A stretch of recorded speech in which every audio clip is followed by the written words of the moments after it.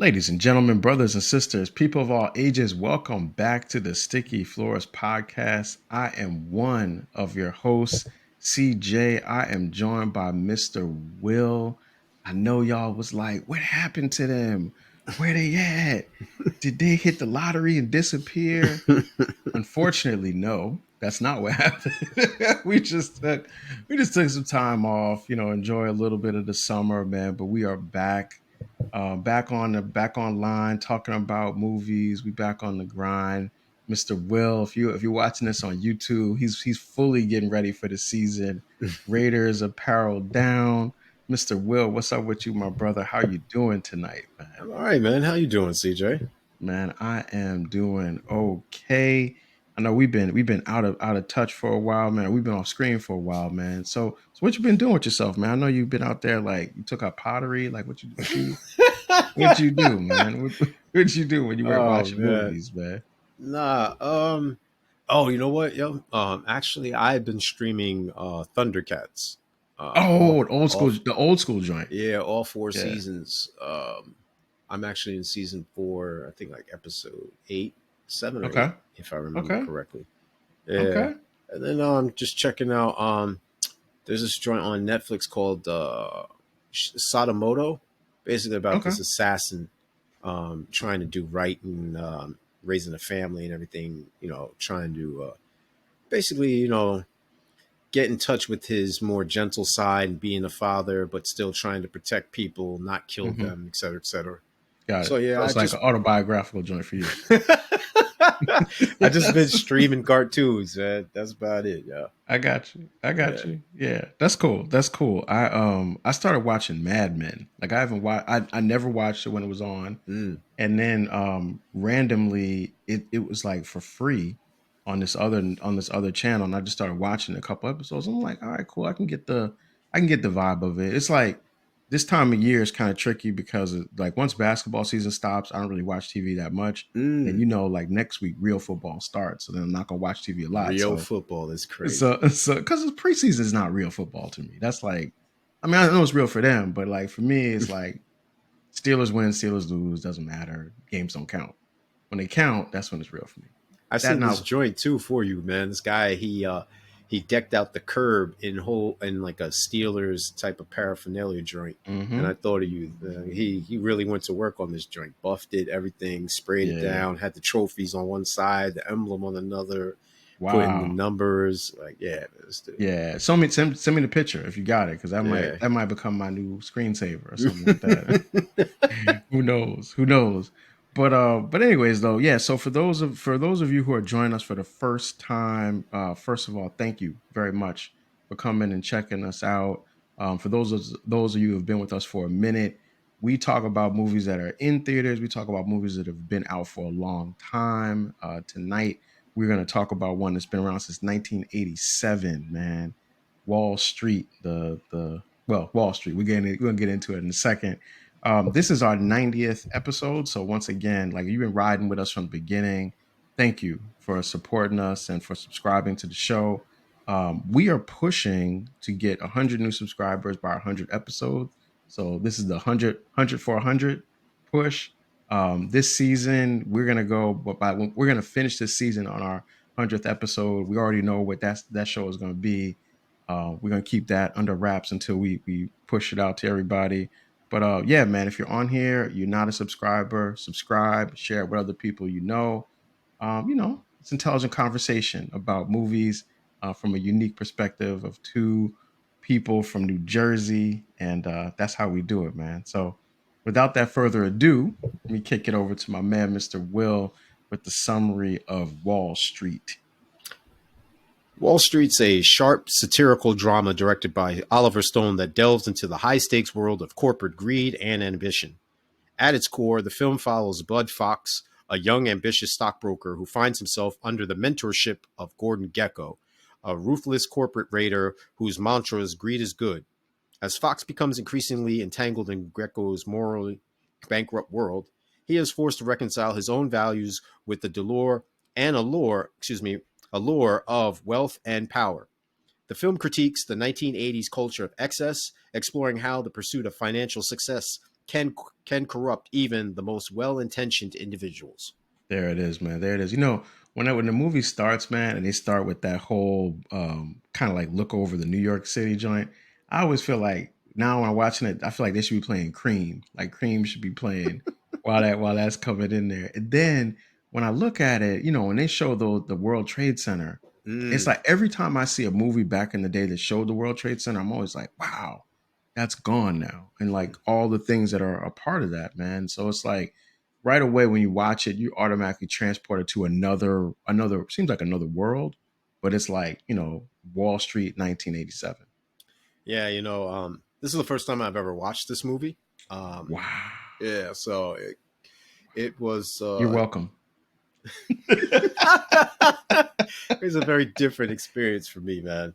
I did get the nostalgia aspect because I remember when New York was grimy, Yeah, Times Square and right. everything before Giuliani became the mayor and everything like that. Mm-hmm. And I do remember, certain scenes like CJ referenced, the Twin Towers, et cetera, et cetera.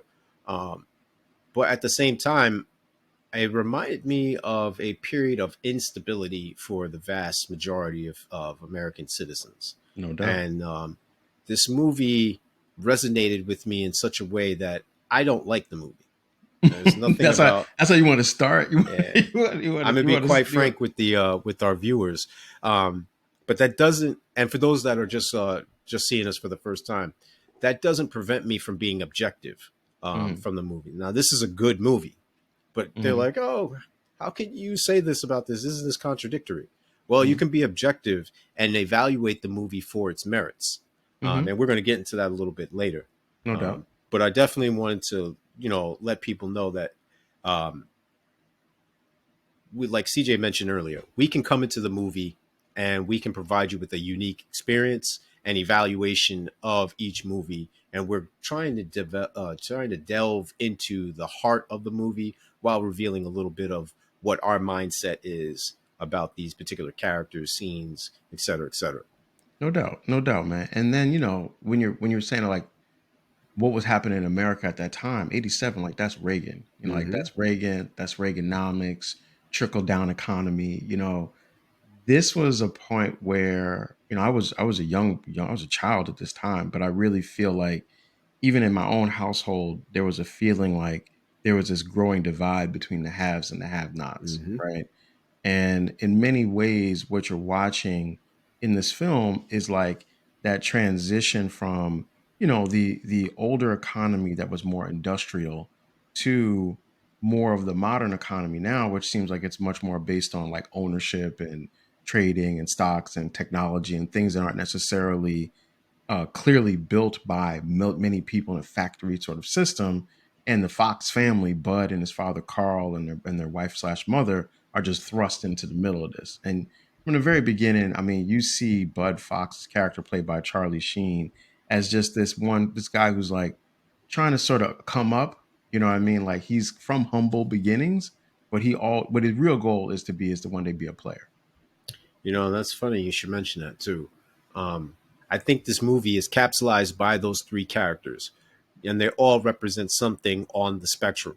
So Mhm. at the polar opposite ends are both of the elder statesmen. Michael Douglas's character of Gordon Gekko, and then Martin Sheen's character of Carl Fox. The etymology of the names are very direct.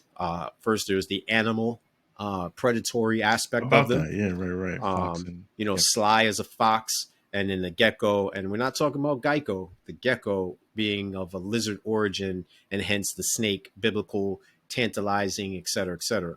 But then we Mhm. want to go into like their first name. So Carl, for example, it's a Germanic name, and it means freeman.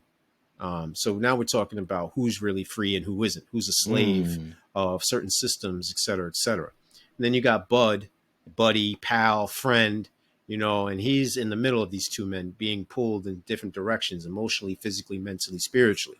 Mhm. And then, of course, you have Gordon at the other end, who is able to resonate with Buddy in a way because they have a common lineage where they're talking about, hey, yeah, I started from Yeah. nothing. And Right, he's right, like, right, yo, I had to right. work myself through night school.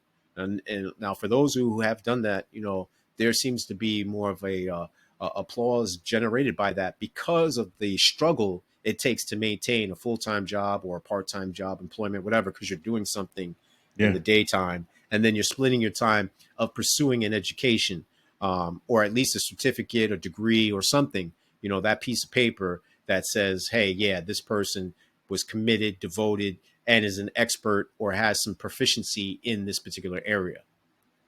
Yeah, no doubt. And I mean, and the thing is, like you mentioned, but first though, Leo, let me say, I always appreciate the etymological breakdowns on the names because it just reminds you of how much thought goes into these movies. It's not Yeah, just random character names; like they're no, named those things for reasons, man. Yo, we gotta give a shout out to Michael Douglas, man. All the 90 episodes in, this is the first Mike Douglas movie that we've wow, done, that's man. crazy. Mike is because Mike has been around for a while, man. And I'm respectfully and as a friend Yeah, refer to him as Mike Douglas, man. So this movie he actually won an wow, that's tough. Academy Award for this movie for Best Actor. Ironically enough, the person running in the running for Best Female Actor was Glenn Close for Fatal For that Attraction attraction, because Fatal Attraction and Wall Street came out the same year. he was on So fire. yo, Mike was cooking, man. He was on Yo, fire in '87. cooking in '87, Couldn't man. tell him nothing. What's up with that, man? But then like think about just think about the career, man. You got Romancing the Stone, Jewel of the Nile, The War of the Roses. By the way, they've remade Roses, which is out right now with my man from what is it, Ben Benedict Cumberbatch. Cumberbatch. Yeah, so that's out right now. Then you still got The Game, which is one of the films that I really liked. Of course, you said Fatal Attraction. What about Basic Instinct, Disclosure, Wall Street, Money Never Sleeps, Falling Down. He So loves some Michael, crazy women, yo, so one of the things that's funny is that when I was reading like I was reading a lot about Michael Douglas, and it was saying how he has his acting style is like it perfectly encapsulates the white male yuppie who kind of gets into situations that get outside of his control. And it's Sounds like the Sentinel, which he was right, in. right. It's just like something. It's why Fatal Attraction works because it's like, by the way, Fatal Attraction is the scariest movie of all time. But One of. I'm saying no. It's the ask any for any married man. Skip Fatal Attraction is the scariest movie of all time. But that notwithstanding, in this movie, the Gordon Gekko character is like you could tell that Oliver Stone just knew, hey, I'm onto something because the way that they build up the Gecko character, they talk about him so much before he gets on film. By the time he does, he's just cooking the whole time. And you can see Michael Douglas enjoys playing that character because it's a little bit of a difference from some of the other characters who played, which are more sort of vulnerable than Gecko is. It's funny you should mention that too, because in this, I think that this might actually be a hot take. I think most actors prefer to play evil people, No doubt. I because they're agree with that. able to embellish, they're able to reveal more depth to a person, like their thoughts, reason why they've chosen this route, how they perceive themselves as the hero, and that in turn, any preconceived misgivings are really them acting in the best interest of some type of collective, whether it be humanity as a whole or their Yeah. family or whatever have you. Um, in this movie, one of the things that I know I'm giving something away as far as my hate, but one of the things that kind of bothered me is you understood his motivations. You know what I mean? Like, yo, Hmm. he's about the dollar, but why is he about the dollar? Is it because his fear of going back into poverty or middle class or whatever it is, his family origins from? Is it because, yeah, the one guy, uh, Sir Lawrence, who challenged Yeah, yeah, him, yeah, is yeah, he yeah. solely out to bring the end of him, or is that just a tidbit in there that they give away just to say, like, yeah, they were rivals, whatever, whatever? Like, is there more to that relationship than what they disclose? Or is it that he just utterly loves, going into somewhere, the art of, creating something from nothing, breaking things Hmm. apart, negotiating deals, flexing his superiority, or exercising the one muscle in his head that he can use to his utmost capabilities, meaning his brain. What is it that really truly motivates him? Yeah. I think they don't do enough with that aspect. It's a fair question, and I think, when we, first of all, that's really, that is very insightful, because it's true. They don't really give you a lot about Gordon, right? Yeah. And I think when we watch, when we've done movies that were like back from like the 80s, especially the 80s, 90s, I think it was enough for you to say this person is bad, Mm, right? mm, Now I feel like when you find out a person is bad, you find out, oh, they're bad because they got abused. They're bad because they grew mm, up in an orphanage. They're bad because, of all these things. And in a way, I think that is part of the humanizing of villains mm. that you don't really see like back in the day. Back in the No. day, dudes was just crooked. Hmm. That was it. Like Michael Douglas's character, he's just crooked. And maybe that's what they tried to do a little bit with the second one, Money Never Sleeps. I feel like they Mm, tried to expose a little bit more about like the inner workings of the character, which ironically I don't really think that worked a lot, to be honest with you, because I kind of like this version of it. But I like bad guys in films. So I'd be like, that's that's why it works. It works for me.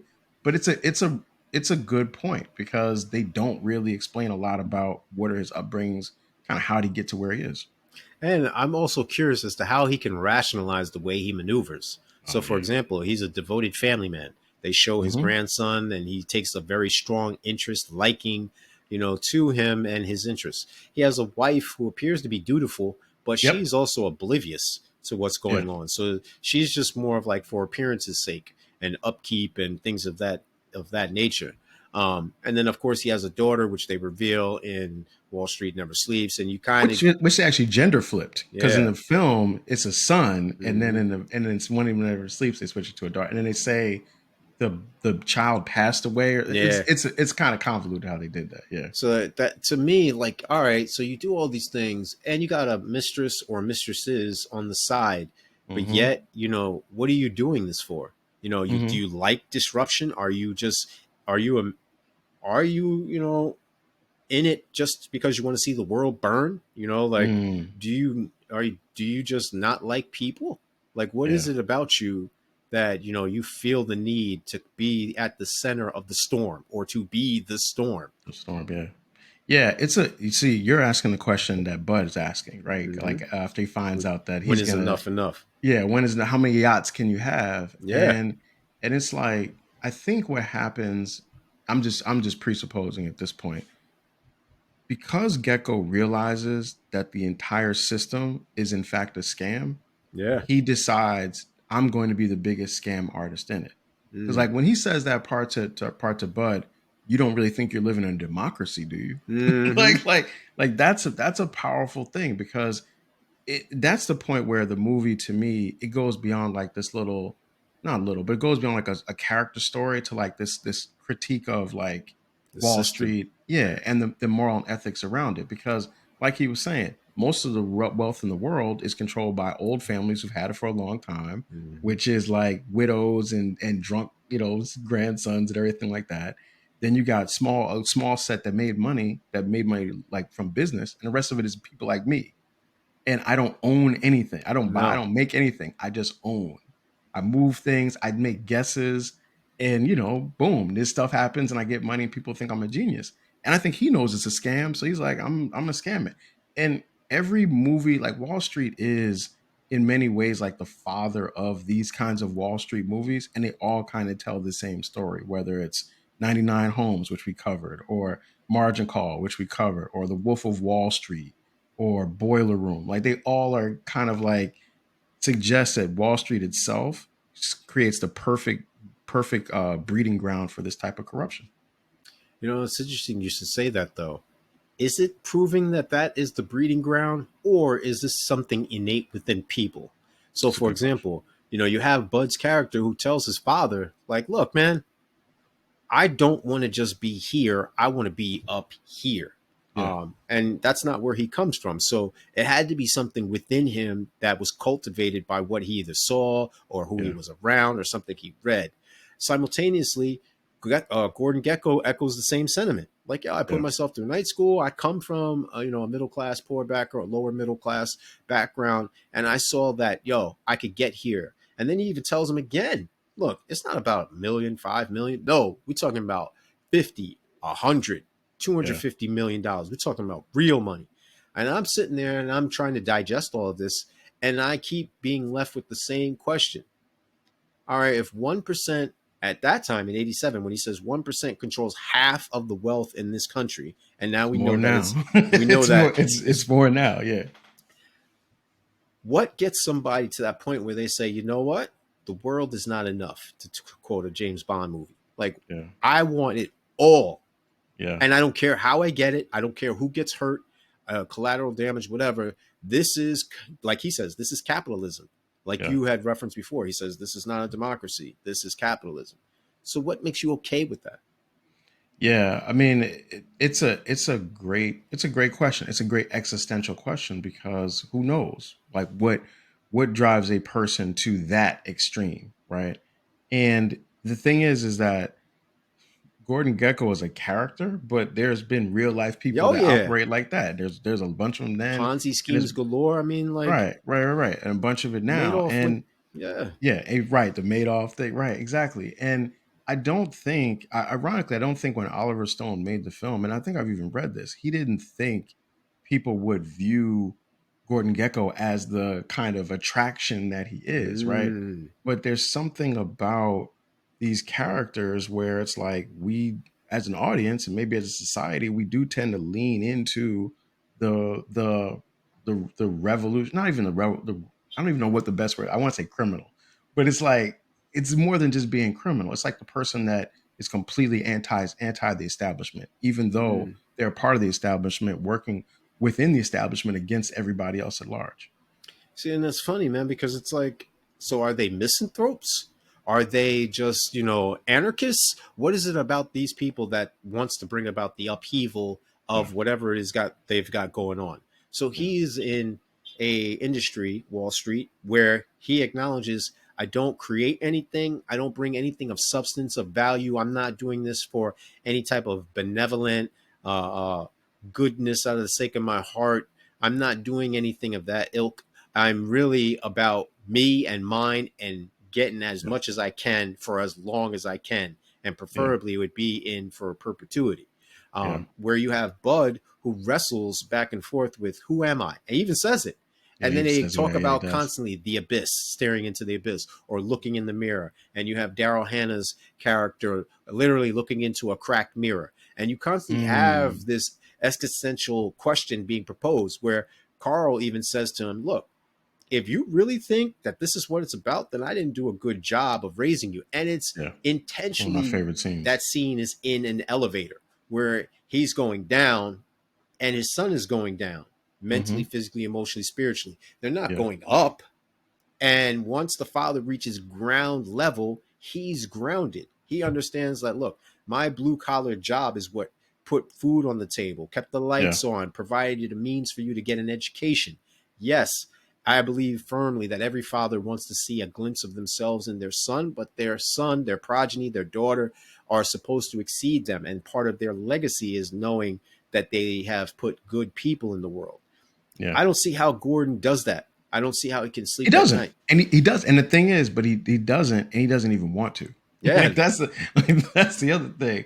There's nothing. There isn't a redeeming quality to the character in this film. Like in the second one, they do try to suggest that he found, like they say, he found religion, but at least in this film, he doesn't have it. And maybe it is materialism itself, like materialism, like gross consumption Mm, becomes the snake that eats its own tail. So mm. it's like you just feel like I got to get more so I can have more. So I got to get more so I can have more. And you just end up on that hamster wheel.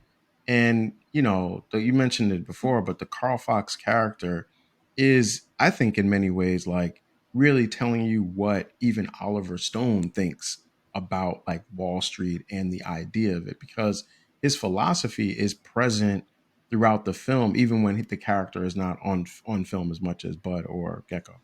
And that's funny too, man, because you had mentioned the Ouroboros, the snake eating Hmm. itself. Um, it's almost like you would be like, all right, man, he should have seen this coming. He should have known that eventually the student, if for all my Star Wars fanatics, that the apprentice, the student, is always going to try to usurp the teacher, the master, etc. And Yeah. then it goes back to my kung fu flick advocates. They're like, yo, the master teaches the student, and the student knows, you know, not everything that the master knows. The master teaches the student all he knows, but the student doesn't know all that the master knows. So Hmm. therefore, why didn't Gordon Gekko be prepared for a contingency of when the day would come where, for whatever reason, in this case, it just happened because Bud happened to catch consciousness and he became aware of, like, man, what am I really doing? And Jiminy Cricket started tapping on him. But why didn't he already say, man, this dude is looking shaky Blakey. You know what? It's time to, turn tail and really get this guy. Yeah. Yeah. I mean, it's funny what, like, I haven't watched this in a while, right? Mm-hmm. And at one point, I thought that the reason why everything kind of fell apart at the end for Bud was because I thought Gordon flipped on him. Yeah. Because Gordon kind of built the whole system. So at one point, I would have thought, because like, remember the scene where Bud first comes and he's like talking to him, like, "Why are you breaking up the airport? Why are you doing that?" And then like he kind of like assuages him some. He sends him out the room, and he gets on the phone. And Tells in him to my shut up. mind, yeah, in my mind, I thought that in that scene he was kind of hedging his bets on Bud because he kind of felt like, I'm not too Nah, sure he how this just where this told, guy's go, but he basically was like, let's just keep it quiet. yeah. So yeah, I mean, but Gecko, he's arrogant. He is.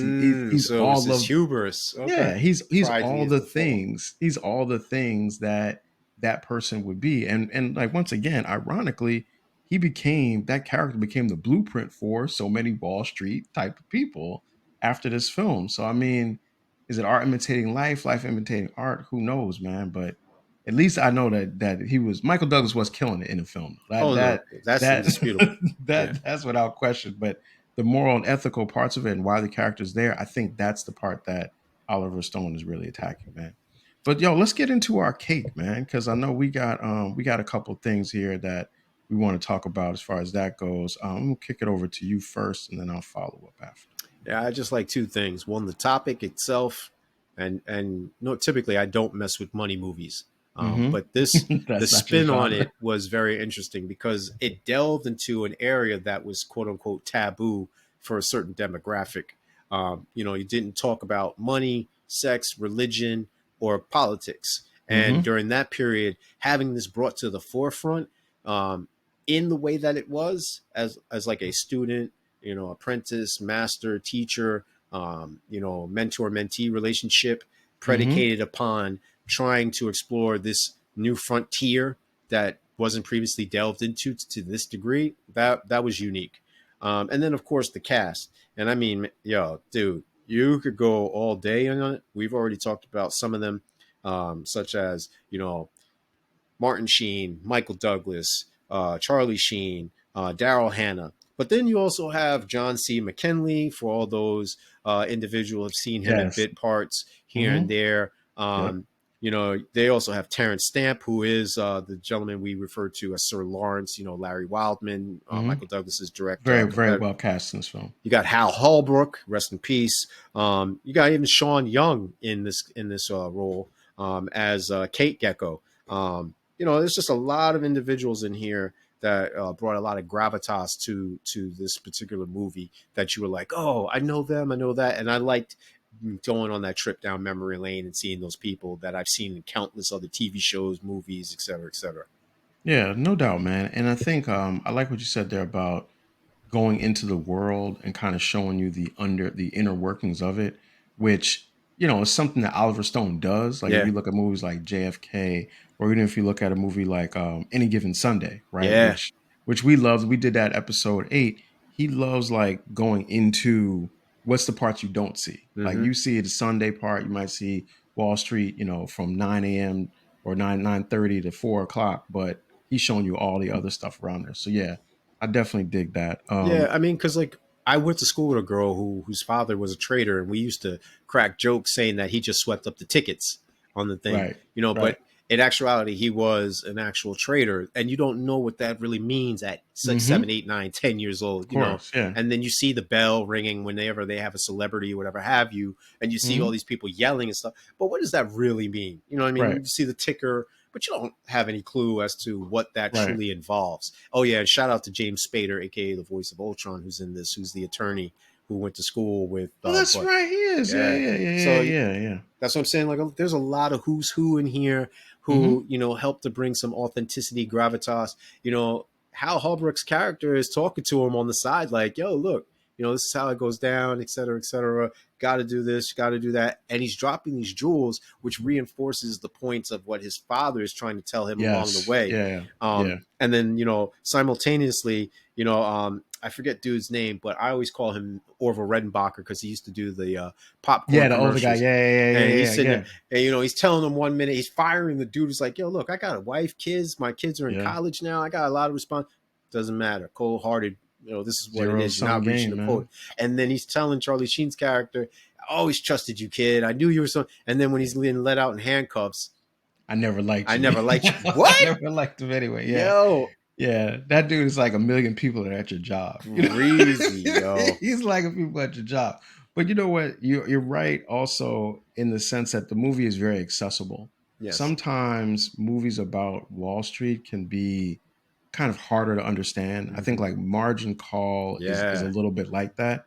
And then I think like when you look like a Big Short is kind of it's intentional about trying to explain everything. Mm-hmm. This movie is like as an adult you can watch it and get it, understand it without really having to understand trading. But it's like Mm-hmm. Oliver Stone, to his credit, makes it very accessible. So Yes, yeah, yes. yeah, props to that. A couple of things that I would just add about that I really liked in the movie. One is the "Greed is Good" speech Mm-hmm. by Gordon Gekko. Probably like it's ironically, it's like the title of this show, this episode is "Greed Still Good," comes from that because it was just one of those things that just stuck in the society from the time that it was said. Right, Mm. greed is good, and of course, that's not the case. I do say that as a disclaimer, but it just kind of stuck there as the idea, and it's a great scene because it just lets Michael Douglas show all the charisma that the character has and that he has bringing it to it there. You talked about it, but the scene with Carl Fox where he kind of really undresses what Gecko was trying to do, and he tries to pull Bud's coat, but Bud doesn't get it. That's just a great scene, and you broke down the elevator thing, so I don't even have to touch that. And then I like that Bud goes to jail at the end. I think like I like that. I think it's hilarious that when he's in the car, like his dad is like, yeah, well, maybe going to jail will be good for you, so you can learn a lesson. I'm like, dang, dog, jail is the lesson. It's Yo, consequences to your actions, but couldn't like, he learn that dang, somewhere Charlie, else? dang, like Charlie Sheen ain't a big dude, man. He going to jail, like prison. You know what I mean? But I like that though because it's about the idea that Oliver Stone really wants you to see these characters have to face, like you said, the consequences of their actions. And so I liked that in the film. So those are the things that I dug.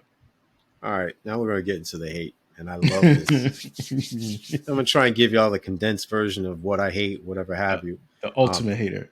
yeah, in this case, yeah, I'm embracing it. I'm embracing the dark side. Um, Okay. oh yeah, but definitely shout out to James Karen. That's the guy who's the hater. So that's the Oh segue. yeah, at the work, yeah. Yeah, like he was in Eight Men Out. He was in a bunch of stuff. Wrestling power to him. Great actor. And starting with that, I hate when they're escorting Charlie Sheen out and he starts crying and he tells Oh, that, he tells Tammy Tooney from Law and Order SUV. He tells oh her my. he tells her, "See you later, Karen." And he starts crying, and I'm sitting there like,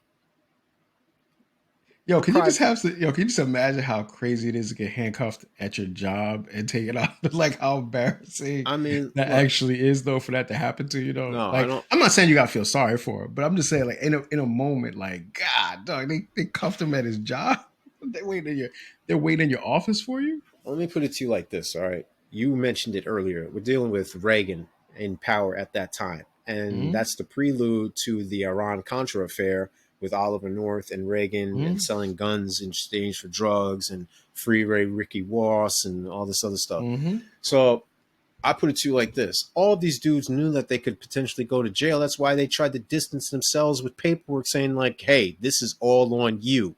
Yeah, And even it Carl's did. father was hip to the game. He's like, yo, if this is really just an informal discussion, why is your attorney here? Yeah. You know what I mean? So it's that caginess and that slyness and that, underbelly of like, yo, what you're doing is uncouth. So Mm-hmm. therefore, why are we even engaging in this? So I can't feel empathy. I can't be like, yo, that's wild. He got arrested. No, dudes get arrested at doing these so-called white collar crimes. Like that was the thing, with the crash of Wall Street in Mm-hmm. 1921. It's the joint when I think in like 1867. Like it's been Mm-hmm. continuous. Dudes got punished for doing counterfeit slide stuff with people's money, and this is why I don't like movies about money. Money, Is right? because one, like you mentioned, it's tied to emotion. So what the money is symbolic of a person's hard work, their labor, their blood, sweat, and tears. This is the symbol of it. It's made physical. It's made whole. So you're exchanging this for something else that you perceive of the equivalent value. But the Mm-hmm. only thing that you can't get back is time. And there's no amount of money that is worthy of my time. I'll make concessions, but time is non-recyclable and invaluable. And with this, his father telling him, "Oh, so now you go to jail." I think is to say, "Hey, now you'll spend time in seclusion behind bars, being told what to do, when to do, with been deprived of all the things that you thought were of value, and Mm-hmm. therefore this will reinforce I'm never going to do that again." And you get a job offer waiting for you with the company that you tried to do dirty. Who Yeah. does that? If it's still around when he gets out of jail.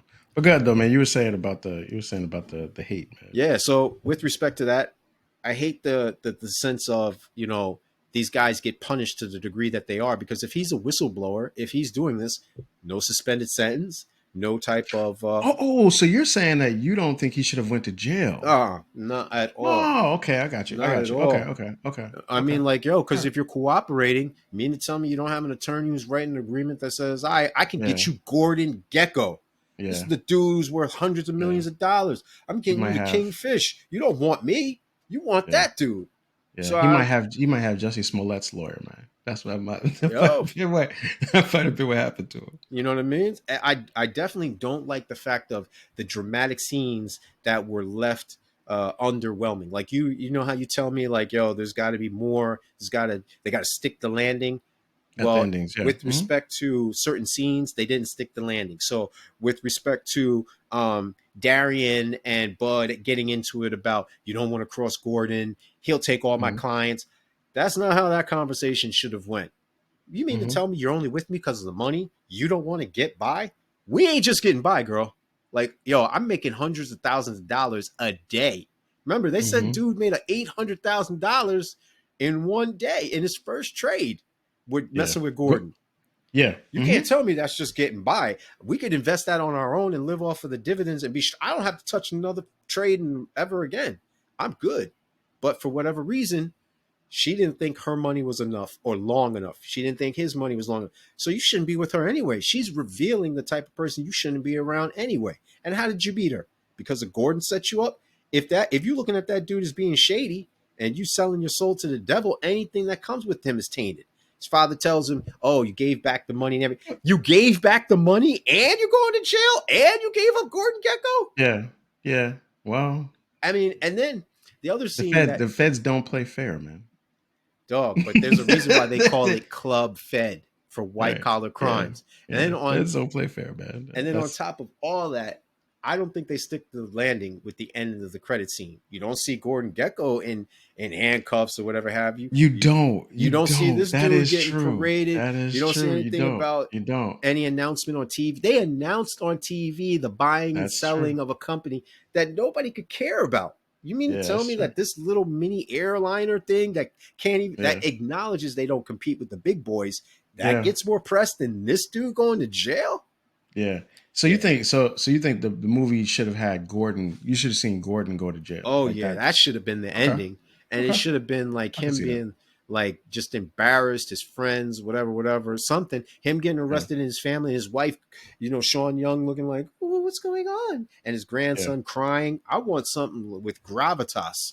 to Yeah. That was his reinforce. son, by the way, not his I thought grandson. that was That his was his son. grandson when he was No, like, it's his son. oh, okay, He doesn't have an adult child in that movie. okay. In the next one that he does, but yeah, yeah, Either way, yeah, something along those lines. It just left a feeling of undesired. You know what I mean? Like I still left hungry and yeah. thirsty. You know what I mean? You want to see everybody get punished. I just, At least I him. understand. At least Yeah, him. it's interesting because like in the next one that one starts, he had apparently done like 8 years in jail, Hmm. but this is 87. The other one is like 2016 or 17 or something like that. So the background, like from what I just have read, is that he apparently the Gordon Gekko character just kind of strung things out as long as he possibly could before he Mm. eventually went to jail, which is why you don't see that. But It's it's a fair. 2010 with Wall Street. Never says. 2010. Okay. Yeah. Because it was all right. Because it's after the Mm. 2008 financial crisis. Hmm. Right. Which everything. Yeah.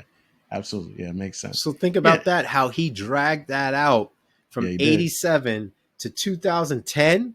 Yeah. Because he got money. Yo, that's 23 years, fam. I mean, what, Yeah. 13 years? No, 23 years. No, Yeah. 13 years. Sorry, my math is messed up. 13 years? That's unprecedented, yo. Yeah. Yeah. It's not like we don't live in a society where people who are guilty of crimes don't ever go to jail for them or It's true. string out the amount of time before they serve anything or that all the money that they were supposed to pay gets wiped out. This is true. This is true. Life, life imitating art, imitating life, imitating art. Right, Craziness. as I Oh, and it say. is 23 years. And yeah, you know what? Think about that period too. Forget just the financial crisis of 2008. You know what I mean?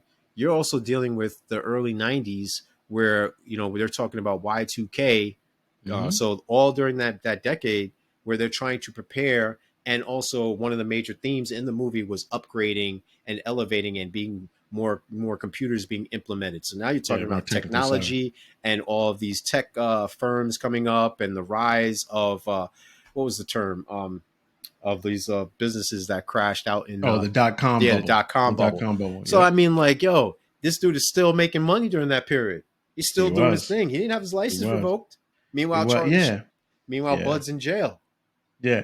And like in the second one, there's like a little bit of a scene where Bud and Gordon meet each other. They see each other as like after they Really? both Okay. after they both done because you haven't seen the second one. I Yeah. seen bits and pieces because I couldn't Yeah. stomach it. Yeah, there's a scene where they actually do run into each other. Mm. And apparently, when Bud got out of jail, he did get back into trading and he made some money and then he kind of got out. Now he's a philanthropist.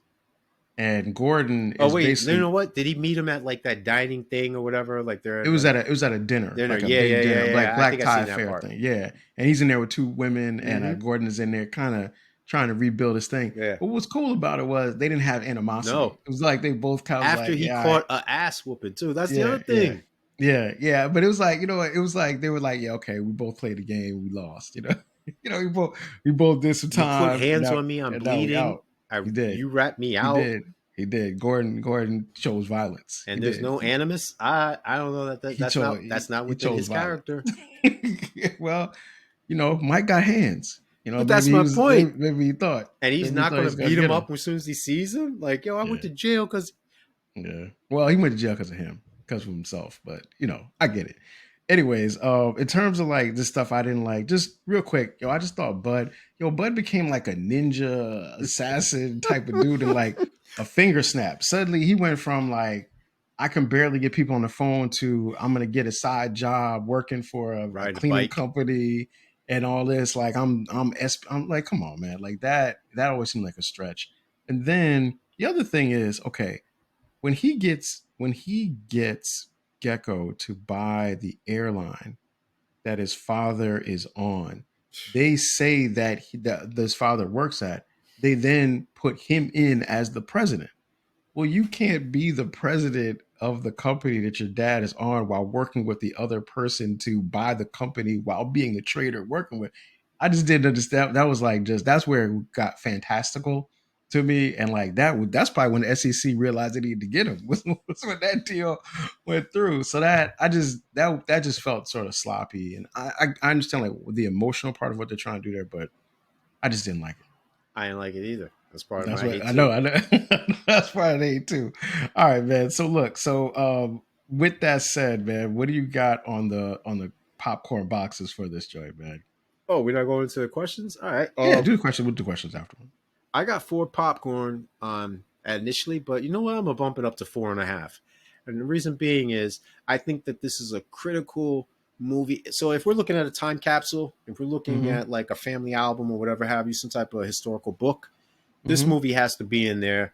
It symbolizes the entire period, the entire decade of the 80s, the over Mm. embellishment, I got a the question for you about that. Yeah. the excess, the you know, this is lifestyles of the rich and famous. You know what I mean? Like Right. I think Robin we Leach. forget Robin Right. Leach joint. Yes. Yeah, you know what I mean? And this also Yeah. shows the divide as to when there was the schism between jobs being shipped overseas. Like I forget the Michael Keaton movie where he was a boss and all of a sudden he had to work with the people from China because all the jobs are being implemented over there. But this came out the same time as Mm. that. Okay. And it epitomizes, you know, what the everyday working man was dealing with, and all of a sudden seeing his value not only in society but in the home Yeah. being devalued, debunked, dehumanized, and feeling disgraced. Yeah. Um, and then you see these guys now who literally have become uber successful, where they have companies that are given the same rights as human beings, where you have companies buying homes left and right to rent them, so that Yeah. you know no one family can own a house anymore. Or you hear generation, what is it, the millennials or generation Gen Z talking Z. Yeah. about like Gen I have Z. to work 10 times as harder or have a salary 10 times the amount in order to afford what you could off of a high Yeah. school education and being able to buy a house Mm-hmm. for $50,000. That's unheard Yeah. of. You got to put a down payment of fifty The down thousand payment is dollars. $50,000 now, Yeah. right? Yeah, it's true. Yeah, I'm agreeing with you, man. 4.5 for me too. And the thing is, I do think that this is like one of those movies that created a whole genre of other movies Mm-hmm. connected to it and attached to it. And also, this film, Gordon Gecko, is like probably one of the great movie villain characters. It's funny when I was watching this, I was thinking like, dang, one day we should do like one of those 64 tournament things where you get I like that. all the great movie villains and try to figure out like, yo, who was the Oh, I greatest already movie know who won villain mine. of well, this is the thing. The condition would be you'd have to be it from like the 80s forward. Oh, okay. Ooh. Because the 70s, I think then for me it probably ended up being Darth Vader, Oh, no right? question. That's why I said I already Right, know that's who. what I'm saying. Because that, yeah, so that's why I was like, all right, let me take Darth out of it because Oh, Darth is a little too, oh, then that's easy. little too strong. Yeah, I was So like, then, that's it's like so many other folks would be there. But yeah, that's definitely, yeah, I agree with that. 4.5, good film, and like Michael Douglas once again, amazing in it. yeah. All right, let's jump into the questions, man. So I got a bunch of questions for you here about this, man. I'm gonna start off with my question about Oliver Stone films. So we've covered now 2 Oliver Stone films. He's got a bunch of others. Oh yeah. What's your favorite Oliver Stone movie so far? Because I know he's still making Yeah. stuff.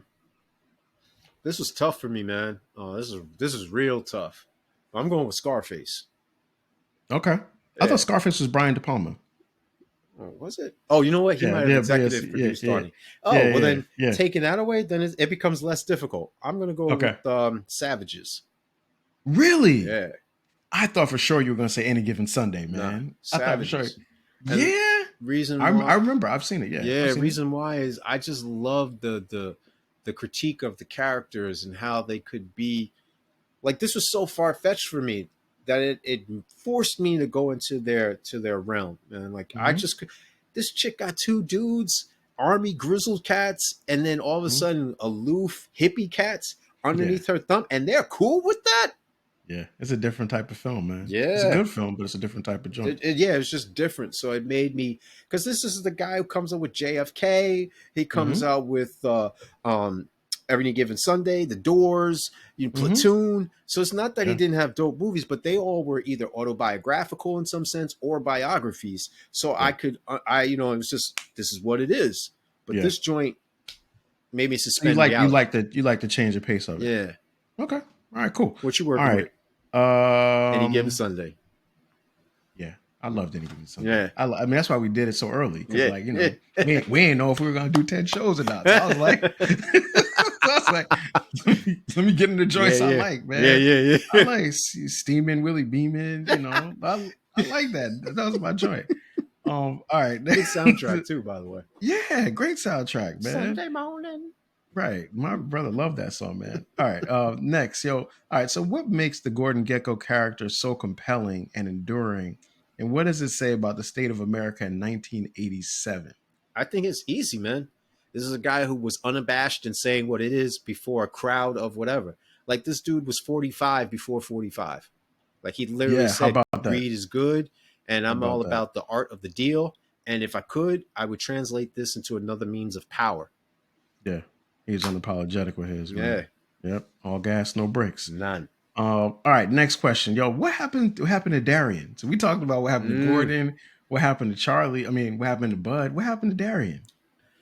I think she tried to take the money and run, and she's addicted to the lifestyle and got passed around. There it is. That's a lighthearted tale. Mm.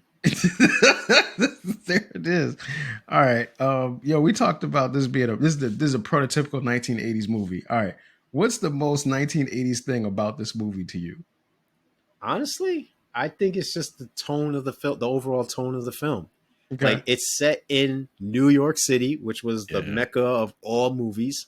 Yeah. Still feels like it is. Yeah, and you got these guys with the slick back hair and the suits, and then you got the Pat Riley style. and you got the stereotypical square box cars in the middle of the street. You got the pseudo like griminess in the background. You got the buppies, the yuppies, and the common man. They even showed a couple of homeless people. Like, yo, just the overall tone, man.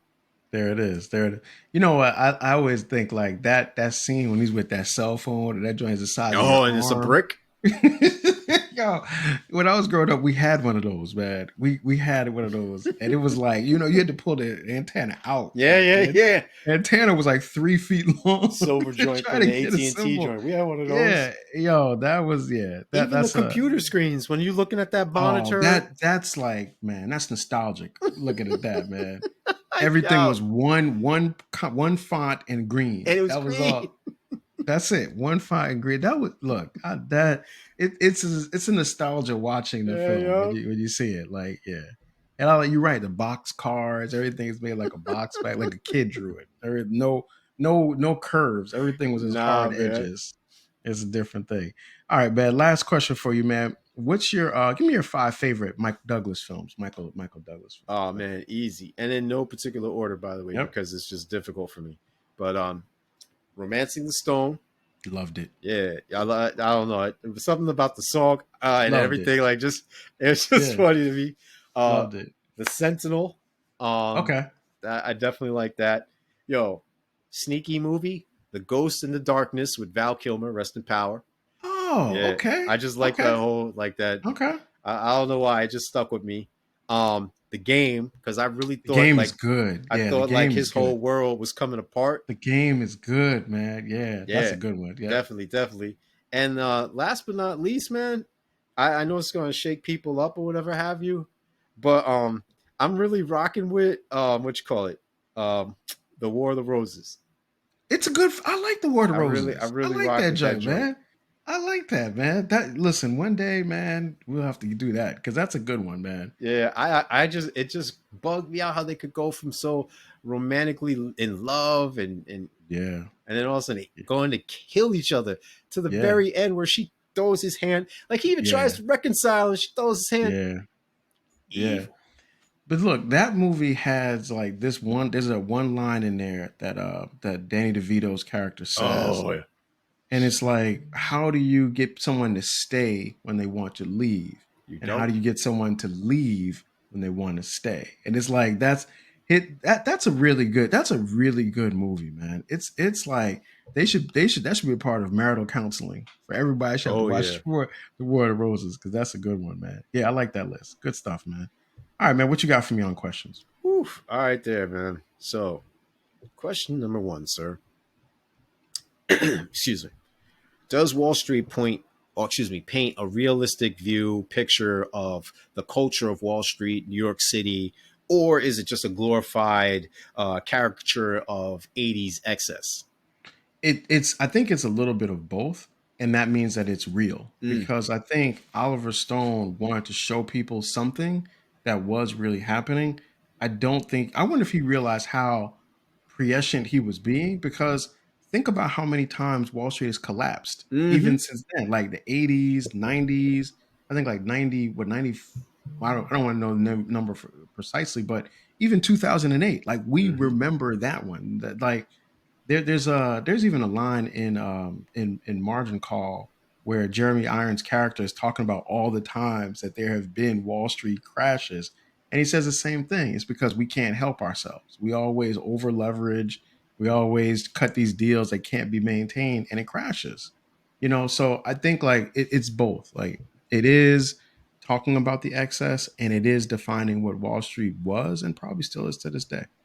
And for the record, it's 1907, 29, 87, 90, 91, 2000, 2002, 2008, and now the recent joint where there's some upheaval. So that's 2010, 2020.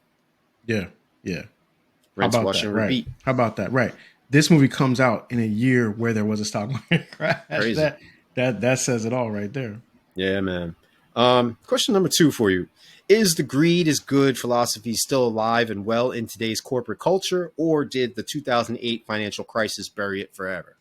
It didn't bury it, man, but it made it transform itself. What I think has happened now is greed is good has been replaced by the idea of financial freedom. Mm. And so what that has done is it's allowed people to participate in the system without necessarily thinking about it as greed, but thinking about it as like taking care of myself or sustenance or those kinds of things.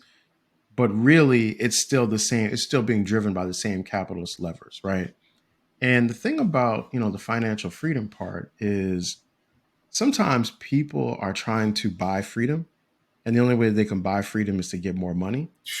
And it's the drive becomes, how do I get more money to try to get more freedom? Because a lot of people, not only just in America but in the That's tough right world, there. I need you to feel repeat that, yo. feel depressed. They feel depressed and down, right? And it's like, if I can get money, then I can be free from some of the oppression that I feel. So it's like there's a reason why it's called financial freedom, because it's like, Mm. if I can do that, then I can liberate myself from some of these constraints that not only I have felt, but like my parents felt, my grandparents, so on and so forth. And I think a lot of people have gotten caught up with that.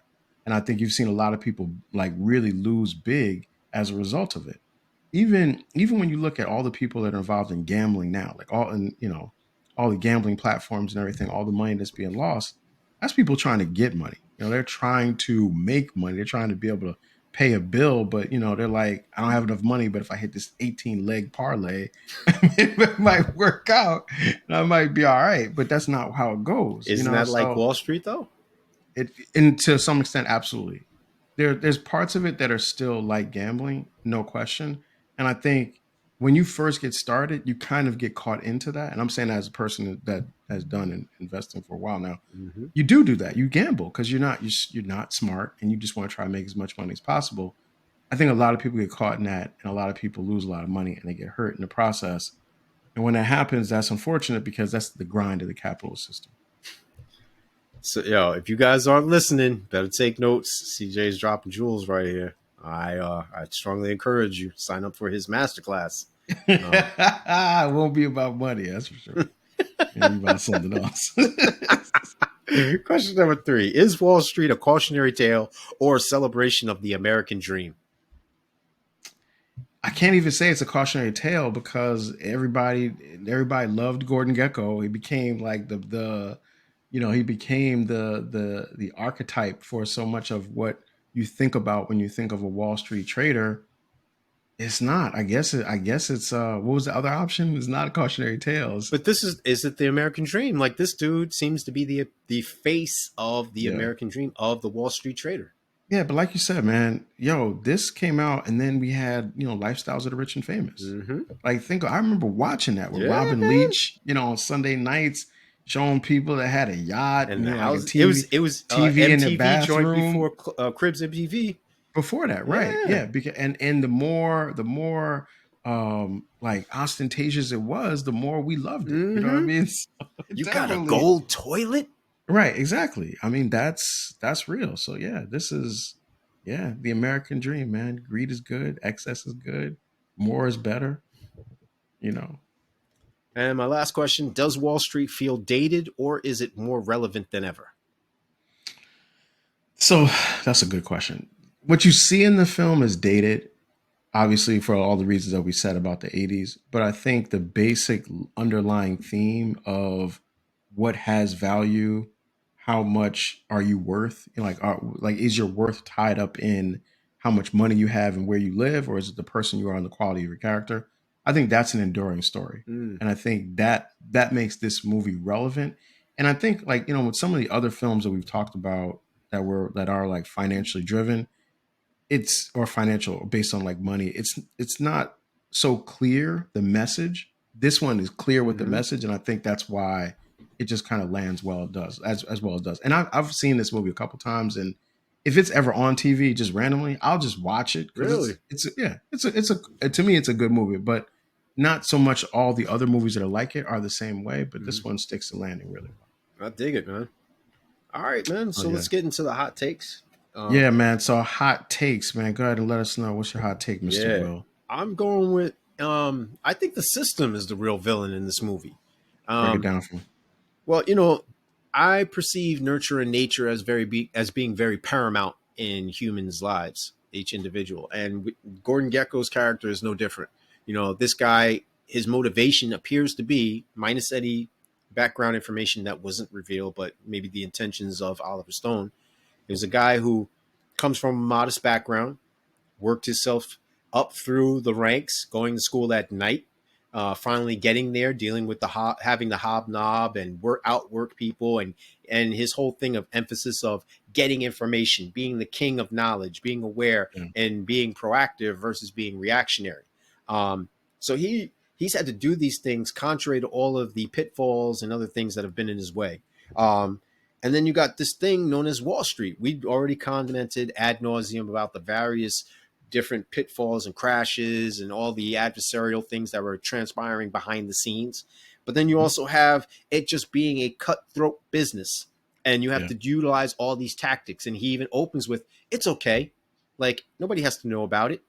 And then Yeah. the naivete that these individuals come in, they leave changed, some permanently scarred. I mean, you had people in 29 jumping off buildings, Right. literally, you know what I mean, in the black and white photos. And you see Right. individuals, going through hardship and soup lines and everything like that. Like, it's not coincidence, as far as I'm concerned, as far as World War II popping up shortly thereafter. Like, Yeah. usually a war reinvigorates an economy on a multitude of standpoints and levels. So it's not coincidence, happenstance, et cetera, et cetera. But I digress. The point being is, it's the system that made Bud no longer everybody's buddy. It was the system that made Gordon into a true snake and living up to his name. It was the system that was breaking apart these different entities and then being sold after they were stripped. It's the reason why Sir Lawrence comes in and says, look, I could buy you 10 times over, but I'm telling Mm-hmm. you to chill because I want to do something good for once. Yeah. And then Gordon has to remind him, For nah. once. And Gordon has to remind him, like, yeah, for once, because you was that grimy dude. You was with me in the trenches, messing Yeah. up people's lives. And where was that Yeah. thought process then? And he Yep. has to remind him, like, yo, I'm older now. I've seen some things that I can't Yeah. come back from that, and I regret it. So hence why I'm trying to do something before it's too late. And yet the values that this whole system seems to reinforce, the whole acquisition and becoming an asset thing, and Gordon even reminding people that, yo, look, I don't build anything, I don't make anything, I don't make people's lives better, I just enrich my Yep. pockets. And if you're along with me, I'll make you rich. He revels in the fact that he can make this dude rich. That seems to get him off more than the fact of helping somebody, like of Yeah. genuinely being of service to someone. He's like, no, I'm gonna make you some money. And he's, Yeah. if just insert Cash rules, man. Cash rules everything around me, man. just insert sinister grin and evil laugh, man. They should have played it. They should have Yeah, played that. That should be on the soundtrack, man. should have been. Too So bad there it is. the woo wasn't. What you were still dealing with? Ooh, I love you, Raheem, and words from the Jizza. So it is what it There it is. is. There it is. All right. So here's my hot. So When I was in college, man, I had this one professor, and he said something that stuck with me. He said, "Don't why create mediocrity when you can borrow from greatness, right?" And Mm, I think about that mm. sometimes. And for my high take, I'm just gonna read something. This is something that Roger Ebert wrote Okay. in the review of Wall Street, and I'm gonna read it. I think anybody listening to it will get the obvious message, right? All right. So here it is. All right. Although Gecko's law breaking would, of course, be opposed by most people on Wall Street, his larger value system would be applauded. The trick is to make his kind of money without breaking the law. Financiers who can do that, such as Donald Trump, are mentioned as possible presidential candidates. And in his autobiography, Trump states, quite simply, that money no longer interests him very much. He is more motivated by the challenge of the deal and the desire to win. His frankness is refreshing, but the key to reading that statement is to see that it considers only money on the one hand and winning on the other. No mention is made about creating goods and services, to manufacturing things, to investing in a physical plant, to contributing to the infrastructure. What's intriguing about Wall Street, what may cause the most discussion in the weeks to come, is that this movie's real target isn't Wall Street's criminals who break the law. Stone's target is the value system that places profits and wealth and the deal above any other consideration. His film is an attack on the atmosphere of financial competitiveness so ferocious that ethics are simply irrelevant and the laws are sort of like the referee in pro wrestling part of the show. Rest in power, Mr. Ebert. Yo, he cooked with that one, man. So that's the thing. Like that is nothing else to say. I mean, like that's written in 1987. You see where we are in 2025, what's happened on Wall Street, what's happening in the world, what's happening in America. Here we are. Almost 30 years. Almost 30 years, right? But here it is. Yo, the truth, as they say, Three is self-evident. decades. Right. And the truth, as they say, is self-evident. So that's that. So look, so once again, Sticky Floors Podcast is available wherever you get your podcasts. We're on Apple Podcasts, we're on Spotify Podcasts, we are on YouTube. This is our YouTube page. We're pushing to get 100 new subscribers by our 100th episode in this season. So if you have not subscribed already, please do so. That way you will get our new drops as they come out. Our next week, we'll be talking about a film that's in theaters now. We're going to go with Nobody 2, which is right in Mr. Will's ballpark, Wheelhouse, man. boy. Yeah, for the calamity, man. So we coming back with that next week. We will see you soon. Peace.